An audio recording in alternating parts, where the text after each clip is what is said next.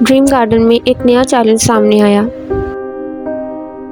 وہاں ایک پراسرار راگ نمودار ہوا جس نے باغ کی مخلوق کو محصور کر دیا اور انہیں بے قابو رقص کرنے کا باعث بنا دیا۔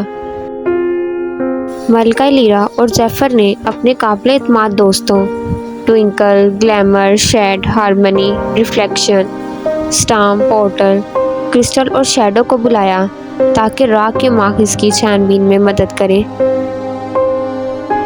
ان کی تلاش انہیں ایک پوشیدہ گلیڈ تک لے گئی جہاں انہوں نے ایک جادوئی بانسری دریافت کی جس میں راگ کے راز تھے۔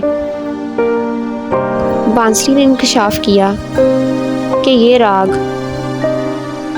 میلوڈیا نامی ایک شرارتی آئی پی نے بنایا تھا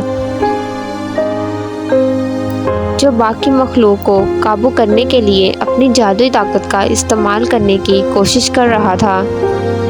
لیرا اور زیفر جانتے تھے کہ انہیں میلوڈیا کو روکنے اور باغ میں امن بحال کرنے کے لیے تیزی سے کام کرنا ہوگا۔ انہوں نے باقی مخلوق کی مدد کی جنہوں نے تلاش میں مدد کے لیے اپنی منفرد مہارتیں پیش کی تھیں۔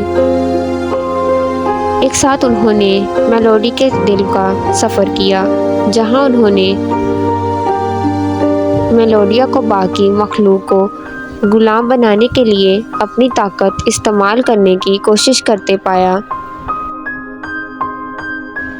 ٹیم ورک اور بہادری کے ساتھ وہ میلوڈیا کو پیچھے چھوڑنے اور بانسری کو بکھیرنے میں کامیاب ہو گئے۔ ڈریم گارڈن میں امن بحال ہو گیا۔ باغ کی مخلوق نے ایک عظیم تہوار کے ساتھ اپنی فتح کا جشن منایا اور میلوڈیا، اصلاح اور پچھتاوا ایک دوست اور مددگار کے طور پر پریوں کے ساتھ شامل ہوا۔ پریوں نے یہ بھی دریافت کیا کہ بانسری نے اپنے پیچھے ایک خاص تحفہ چھوڑا ہے، ایک جادوئی ہم آہنگی جو انہیں اتحاد اور عزم کی طاقت کی یاد دلائے گی۔ جیسے ہی وہ باغ میں واپس آئے، ان کا استقبال آتش بازی کے ذریعے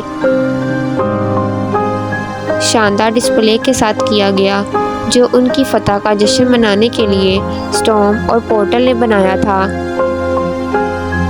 ڈریم گارڈن کی خوبصورتی اور حیرت سے گھری پریاں رقص کرتی اور مسکراتی رہیں۔